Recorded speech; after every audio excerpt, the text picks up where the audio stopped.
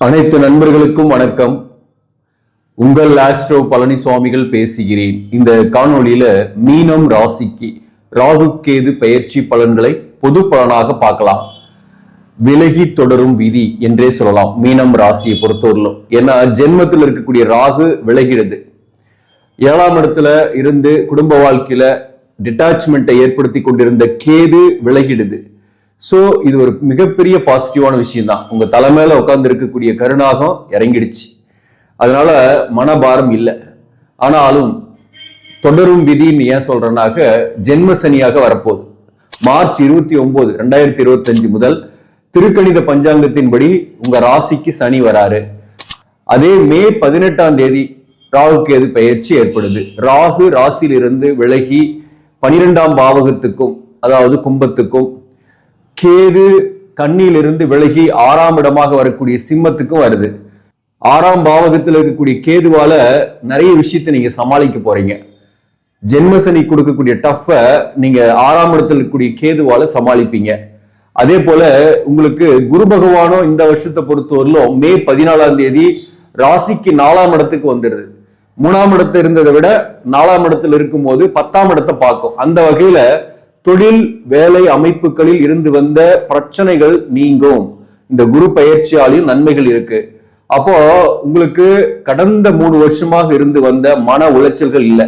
தவறான மனிதர்களுடைய தொடர்பு அல்லது தவறான மனிதர்கள் கொடுக்கக்கூடிய ஐடியாக்களால செயல்பட்டது, அதனால ஏற்பட்ட இழப்பு, பண இழப்பு, அதே போல குடும்ப வாழ்க்கையில் இருந்து வந்த கடுமையான மன போராட்டங்கள், பிரச்சனைகள் பிரிந்தே இருக்கிறது. எதிர்பாலினருடைய உறவு ஏற்பட்டு அதுல சில மன உளைச்சல்கள், பண நஷ்டம், குறிப்பா எதிர்பாலினரால் பாதிக்கப்பட்டிருப்பீங்கன்னு நான் பல வீடியோக்குள்ள சொல்லியிருப்பேன். சோ இந்த ராகு கேது விலகிட்டாவே இந்த எதிர்பாலினருடைய உறவுலாம் பெருசா ஏற்படாது. அதுவும் தவறான உறவாக வந்து அதனால பண செலவாகிறது, மன நிம்மதி போறது, இந்த மாதிரியான விஷயங்கள்லாம் இனிமேல் இல்லை. அந்த வகையில வந்து இந்த ராகு கேது பயிற்சி உங்களுக்கு பெரிய அளவுக்கு நன்மைகளை கொடுக்குதுன்னு தான் சொல்ல முடியும். அதே போல ஜென்மத்துல வரக்கூடிய சனி பாதிப்பை கொடுக்குமானா கண்டிப்பா கொஞ்சம் கொடுக்கும். உங்க ஜென்ம நட்சத்திரத்துல இந்த கோச்சார சனி பகவான் போகக்கூடிய காலகட்டத்துல மன அழுத்தம் ஏற்படும். பட் இந்த ராகு கேது அளவுக்கு இருக்குமா அப்படின்னாக்க நிச்சயமாக பெரிய அளவுக்கு இருக்காது அப்படின்னு தான் சொல்ல முடியும். ஆனாலும் உங்களுக்கு தசாபுக்தியின் அடிப்படையிலையும் சில விஷயங்களை சொல்ல விரும்புறேன். சப்போஸ் உங்களுக்கு இப்ப சனி தசை நடந்து ராகு புக்தி நடக்குது, அல்லது ராகு தசை நடந்து சனி புக்தி நடக்குது, அல்லது சனி தசையில சனி புக்தி நடக்குது, அல்லது செவ்வாய் தசையில செவ்வாய் புக்தியோ அல்லது சனி புக்தியோ நடக்குது. அதே போல சூரிய தசை நடப்பவர்கள், ஈவன் குரு தசை நடந்து அதுல சனி புக்தி நடந்தாலும் சரி, மொத்தத்துல சனி புக்தி அல்லது ராகு புக்தி அல்லது சூரிய புக்தி, இந்த புக்திகளோ அல்லது தசையோ நடக்கிறவங்க கவனமா இருந்துங்க. எந்த ஒரு முடிவுமே அவசரப்பட்டு எடுக்காம கொஞ்சம் போஸ்ட்போன் பண்றது நல்லது. கொஞ்சம் யோசிச்சு சீனியர்களுடைய அட்வைஸை கேட்டு அல்லது உங்க சுய ஜாதகத்தை செக் பண்ணி பிராப்தங்கள் இருக்கான்னு தெரிஞ்சுக்கிட்டு எந்த ஒரு முடிவும் பொறுமையா எடுத்தீங்கன்னா பெட்டரா இருக்கும். இந்த அடுத்து வரக்கூடிய 2.5 வருஷம் சொல்றேன் நானு. இன்னும் அந்த சனி ஜென்மத்துல வர்றதுனால கொஞ்சம் அவர்களுக்கு மட்டும்தான் கொஞ்சம் கஷ்டம் இருக்கும். மற்றவர்களுக்கு எல்லாம் பெரிய அளவுக்கு பாதிப்பு என்பது கிடையாது, ஈஸியாக கடந்து போகக்கூடியதாகவே இருக்கும். இந்த ராகு கேது வந்து 1.5 வருஷம் ஒரு ராசியில் இருக்கும். இப்போ பாத்தீங்கன்னா 2026 டிசம்பர் வரலுமே இந்த அமைப்புல தான் இருக்க போகுது. 6ஆம் இடத்துல இருக்கக்கூடிய கேதுவால என்ன நன்மைகள் அப்படின்னாக்க, உங்களுக்கு பிரச்சனை கொடுத்தவங்க, கடந்த காலத்துல வாழ்க்கை துணை ஒரு வகையில வழக்குகள்ல இருக்கீங்க, நீங்க கேஸ் போட்டிருக்கீங்க அப்படின்னாக்க உங்களுக்கு சாதகமான தீர்ப்புகள் வரும். வழக்குகளில் வெற்றி ஏற்படுத்திடும். 6ஆம் இடத்துல இருக்கக்கூடிய கேதுவால வழக்குகளில் வெற்றி. வேலை இல்லாதவர்களுக்கு அரசு பணிக்காக முயற்சி பண்றீங்க, அரசாங்க தேர்வுகள் எழுதுறீங்கன்னாக தேர்வுகளில் வெற்றி ஏற்படக்கூடிய வாய்ப்பும் உண்டு. கூடவே நமக்கு என்ன இருக்கணும், நம்ம ஜாதகத்தின்படி அரசு பணிக்கு போகக்கூடிய அந்த பிராப்தமும் இருக்கணும். அதே போல இப்ப நமக்கு நடப்பு தசாபுக்தி நன்மையாக இருக்கணும். அந்த பட்சத்துல உங்களுக்கு இந்த வாய்ப்பு கண்டிப்பாக உண்டு. அதே சமயத்துல வேலை பார்க்கக்கூடிய இடத்துல மேலதிகாரிகளுடைய எதிர்ப்பு அல்லது சக பணியாளர்களுடைய குடைச்சல், இதெல்லாம் வந்து ஈஸியா சமாளிக்க போறீங்க 6ஆம் இடத்துல இருக்கக்கூடிய கேதுவால. அதாவது கடன் பட்டாலும் சுப விரயத்துக்காக கடன் படக்கூடிய வாய்ப்பும் இந்த காலகட்டத்தில் உண்டு. 12ஆம் பாவகத்துல விரயஸ்தானத்துல ராகு இருக்கிறதுனால கடன் வாங்குவீங்க. அதே சமயத்துல ஏற்கனவே இருந்த பழைய கடனை கட்டுறதுக்கோ அல்லது புதிய கடன் வந்து சுப விஷயத்துக்காக, அதாவது வீடு வாங்குறது அல்லது வாகன கடன், தொழில் கடன், இந்த மாதிரியான கடன் படக்கூடிய வாய்ப்பும் உண்டு. தொலைதூர பயணத்தை ஏற்படுத்தி தருவார். அயல் நாட்டில் வேலை பார்க்கிறவங்களுக்கு இந்தியா வந்துட்டு போகக்கூடிய வாய்ப்பு ஏற்படும். சில பேருக்கு உங்க ஜாதகப்படி ஒரு குறைந்தபட்சம் நாட்கள் தான் அயல் நாட்டில் இருக்கக்கூடிய வாய்ப்பு இருக்குன்னாக்க அப்படிப்பட்டவர்கள் நிரந்தரமாக இந்தியாவுக்கு வந்து குடியேறக்கூடிய வாய்ப்பும் சில பேருக்கு உண்டு. சில பேருக்கு இங்க இருக்கிறவங்க வேற ஒரு நாட்டுக்கோ வேற ஒரு மாநிலத்துக்கோ ஒரு தொலைதூர பயணம் போய் வேலை பார்க்குற மாதிரியான சூழ்நிலை வரும். வேலை விஷயமா சொல்லணும்னாக்க இத்தனை நாளா வேலை இல்லாம நீங்க இருந்துட்டு இருக்கீங்க, ஒரு பிரைவேட் வேலை கூட கிடைக்கல அப்படின்றவங்களுக்கு வேலை கிடைக்கும். முயற்சி பண்ணலாம். அந்த மே மாதம் 18ஆம் தேதிக்கு பிறகு முயற்சி செய்யுங்க, கண்டிப்பாக உண்டு. அரசு பணியில் இருப்பவர்களுக்கு இடமாற்றங்கள் ஏற்படக்கூடிய வாய்ப்பு உண்டு. அது வந்து கொஞ்சம் தொலை தூரத்துல கூட இருக்கலாம். உங்களுக்கு ஒரு டிரான்ஸ்பர் கிடைக்கும், மேலும் பதவி உயர்வு கிடைக்குமானா கண்டிப்பாக கிடைக்கும். சில பேர்லாம் வந்து பாத்தீங்கன்னாக்க புதிய தொழிலை கையில் எடுக்கிறது, அல்லது சில பேர் வந்து பிரைவேட் வேலையில் இருக்கிறீங்கன்னா வேலையை விட்டுட்டு புதிதாக சொந்தமா தொழில் செய்யலாம் அப்படின்ற எண்ணங்கள் வரும். புதிதாக தொழில் ஆரம்பிக்கக்கூடிய வாய்ப்புகளும் இந்த காலகட்டத்தில் ஏற்படும். அதற்காக தொழில் கடன் படக்கூடிய வாய்ப்பும் இந்த காலகட்டத்தில் உண்டு. இந்த திருமண வாழ்க்கையை பத்தி சொல்லணும்னாக்க வழக்கெல்லாம் போகல, இது வரலாம் தோஷங்கள் கலசர தோஷமோ தார தோஷமோ இல்லை, நாங்க பிரிஞ்சிருக்கிறோம் அப்படின்னாக்க நீங்க மீண்டும் பேசி சேர்ந்து விடக்கூடிய வாய்ப்புகள்லாம் இந்த காலகட்டத்தில் ஏற்படும். குறிப்பா இந்த 2025 மே மாதத்திற்கு பிறகே சொல்றேன் நான். திருமண வாழ்க்கையில தற்காலிகமாக பிரிந்த பிரிவுகளுக்கு ஒரு முடிவு கிடைக்க போகுது. அதே சமயத்துல கொஞ்சம் மிஸ் அண்டர்ஸ்டாண்டிங்லாம் வரும். ராசியில வந்து சனி வர்றதுனால ஒற்றுமையா இருக்கக்கூடிய கணவன் மனைவி இருக்கீங்க ஒரே வீட்டுலன்னாக்க கொஞ்சம் மிஸ் அண்டர்ஸ்டாண்டிங் இருக்கும். அந்த மிஸ் அண்டர்ஸ்டாண்டிங்ன்றது கொஞ்சம் யாராவது ஒருத்தர் விட்டு கொடுத்து போறது நல்லது. சமாதானமா போயிட்டீங்கன்னா எந்த பிரச்சனையுமே கிடையாது. ஒரு நாள் சண்டை இருந்தாலையும் இன்னொரு நாள் சமாதானப்படுத்திக்கிட்டு போனாக வாழ்க்கை வந்து அழகா போயிடும், ஒன்னும் பிரச்சனை இருக்காது. அதே போல சில பேர் வழக்குகள்லாம் போயிருப்பீங்க, டிவோர்ஸ் கேஸ்ல அப்ளை பண்ணிருப்பீங்க. அந்த டிவோர்ஸ் கேஸ் வழக்கு அந்த மாதிரி அப்ளை பண்ணவங்களுக்கு மேக்சிமம் அவங்களுக்கே தோஷங்கள் இருக்கும், தார தோஷம் இருக்கும். நீங்க வந்து அதை வழக்கு போட்டிருக்கீங்கன்னா வழக்குகளில் உங்களுக்கு சாதகமான முடிவுகள் கிடைக்கும். அதுக்கான பாசிபிலிட்டிஸ் இருக்கு இந்த காலகட்டத்தை பொறுத்தவரையிலும். சில பேருக்கு மறுமணம் ஆகக்கூடிய வாய்ப்பும் உண்டு. இதே காலகட்டத்தில் சொல்றேன், மறுமணத்திற்காக வரன் பாக்குறீங்கன்னா திருமணம் ஆகக்கூடிய வாய்ப்பும் உண்டு. திருமணத்திற்காக இதுவரை திருமணம் ஆகாதவர்கள் வரன் பாக்குறீங்கன்னா திருமணம் ஆகக்கூடிய வாய்ப்பும் உண்டு. சோ இல்லத்தில் சுப நிகழ்ச்சிகள் நடக்கும். இந்த காலகட்டத்தை பொறுத்தவரை ஒரு தவறான ரிலேஷன்ஷிப் ஏற்படுறதோ அல்லது எதிர்ப்பாளினரால் கடுமையான மன அழுத்தம் ஏற்படுறதோ வெளியில மற்ற பெண்களால அல்லது ஆண்களால பாதிக்கப்படக்கூடிய சூழ்நிலை பெருசா கிடையாது. வேலை பார்க்கக்கூடிய இடத்துலயும் சரி அல்லது வெளியில நட்பு வட்டாரத்திலையும் பெரிய அளவுக்கு உங்களுக்கு ஒரு தவறான அப்ரோச்சஸ்ன்றது பெருசா வராது. அதுதான். சோ குடும்ப வாழ்க்கையில மட்டும் கொஞ்சம் கருத்து வேறுபாடுலாம் வரும். அதை கொஞ்சம் நீங்க அட்ஜஸ்ட் பண்ணிட்டு போனீங்கன்னாவே இந்த காலகட்டத்துல பெட்டரா இருக்கும். இன்னொன்னு, சில உறவுகளால தான் அந்த பிரச்சனை. சோ மூன்றாவது நபர்களுடைய தலையிட்ட குடும்ப வாழ்க்கையில தவிர்த்துட்டீங்கன்னாவே பெரிய அளவுக்கு பாதிப்பு இல்லாம இருக்கும். அதே போல நீங்களும் மற்ற குடும்ப விவகாரத்துல தலையிடாம இருந்தீங்கன்னாக்க பிரச்சனையே கிடையாது.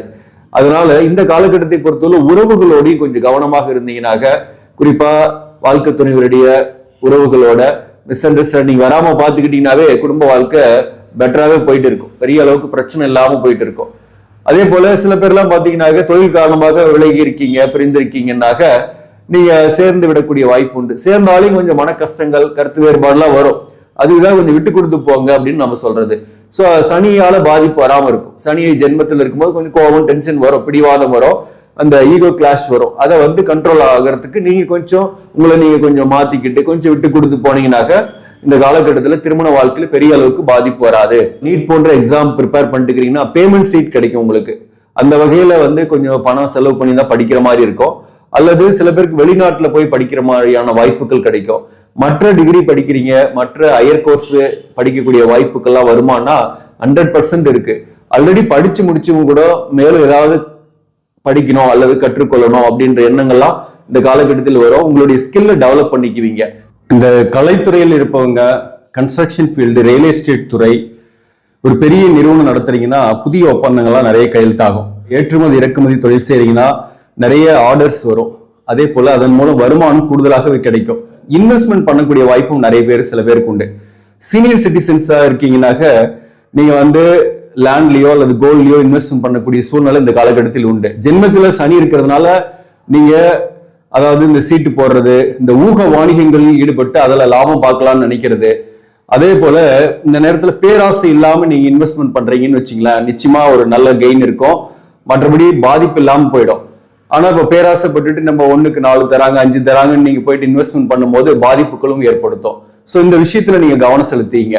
அதே போல ஹெல்த்ல சீனியர் சிட்டிசனா இருக்கிறவங்க கொஞ்சம் உடல்நல விஷயத்துல கவனம் செலுத்திக்கிறது நல்லது. வாக்கிங் போறது, எக்ஸசைஸ் பண்றது, உணவு விஷயத்துல ரொம்ப ரொம்ப கேர்ஃபுல்லா இருக்கிறது போன்றவையெல்லாம் முக்கியத்துவம் வாய்ந்தது. சில பேருக்கு வந்து வெளியூர்ல வெளிநாட்டுல வேலை பார்க்கறவங்க தாய்நாட்டுக்கு வந்து செட்டில் ஆகக்கூடிய வாய்ப்பும் இந்த காலகட்டத்தில் உண்டு. சோ மொத்தத்துல இந்த ராகு கேது பெயர்ச்சி மட்டும் எடுத்துக்கிட்டா ரொம்ப சிறப்பு. குரு பெயர்ச்சியும் ஓரளவுக்கு பாசிட்டிவ் தான். நன்மை தீமை கலந்த பலனை கொடுக்கும். தாயாரின் உடல்நலத்தை பாத்துங்க. 4ஆம் இடத்துல குரு இருக்கிறதுனால இருந்த இடத்தை கெடுக்கும். அந்த வகையில தாயாரின் உடல்நலத்துல கவனம் செலுத்திக்கணும். அதே போல வீடு வாகனம் தொடர்பான செலவுகள் வரும். குறிப்பா வந்து அதை ஆல்ட்ரேஷன் பண்றது அல்லது புதிதாக கட்டுறது, பாதி கட்டி விட்டுட்டு இருக்கிறீங்கன்னா அதை கண்டினியூ பண்ணி கட்டக்கூடிய சூழ்நிலை எல்லாம் இந்த காலகட்டத்தில் வரும். அதெல்லாம் உங்களுக்கு தாராளமா செய்யலாம், எந்த பிரச்சனையும் கிடையாது.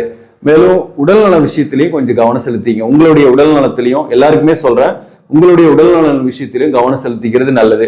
மொத்தத்துல மீனம் ராசியை பொறுத்தவரையிலும் விலகி தொடரும் விதி என்றே சொல்லலாம். சில பிரச்சனைகள்லாம் விலகிடும், பயப்பட வேண்டியதில்லை. அதாவது 30 வயதை கடந்தும் திருமணமே ஆகல, தடையாவே இருக்குன்னா அந்த பிரச்சனை விலகிடும். குறிப்பா பூரட்டாதி நட்சத்திரத்துல இருப்பவர்களுக்கு இந்த வருஷம் கொஞ்சம் தடையா இருக்கும், அதாவது மேரேஜ் ஆகுறதுல. மற்றபடி பாத்தீங்கன்னா ரேவதி நட்சத்திரம் உத்திரட்டாதி நட்சத்திரத்தில் பிறந்தவங்களுக்குலாம் மேக்சிமம் இந்த 2025 மே மாதத்திற்கு பிறகு திருமணம் ஆகாதவர்களுக்கு திருமணம் ஆகிறது, புத்திர வாக்கியம் கிடைக்கக்கூடிய வாய்ப்புகளும் இந்த காலகட்டத்தில் உண்டு. மேலும் இந்த உத்திரட்டாதி மற்றும் ரேவதி நட்சத்திரத்தில் பிறந்தவர்களுக்கு தற்காலிகமாக பிரிந்தவர்களா சேரக்கூடிய வாய்ப்பும் மே மாதத்திற்கு பிறகே உண்டு. இந்த பூரட்டாதி நட்சத்திரம் மட்டும் பாத்தீங்கன்னாக்க 2025 முழுவதுமே கொஞ்சம் கடினமா இருக்கு, கொஞ்சம் கேர்ஃபுல்லா இருந்துக்கணும் நீங்க.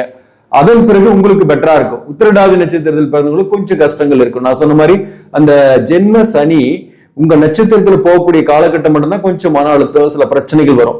அந்த நேரத்துல கொஞ்சம் கவனமா இருந்துட்டீங்கன்னா எந்த பிரச்சனையும் கிடையாது. பெரிய முடிவுகள் எடுக்காம இருந்தீங்கன்னா எந்த பிரச்சனையும் போய் மாட்ட மாட்டீங்க. அதுதான் முக்கியமா நான் சொல்ல விஷயம். அதே போல ஒரு பிசினஸ் ஆரம்பிக்கலான்ற எண்ணங்கள்லாம் வரும். அது உங்க சுய ஜாதகத்தை செக் பண்ணிட்டு ஆரம்பிங்க, அது உங்களுக்கு நன்மைகளை கொடுக்கும். இந்த காலகட்டத்துல எந்த கோயிலுக்கு போனா பெட்டரா இருக்கும்னாக்க கண்டிப்பா நீங்க திருக்கொல்லிக்காடு போயிட்டு வாங்க, அது நன்மைகளை கொடுக்கும்.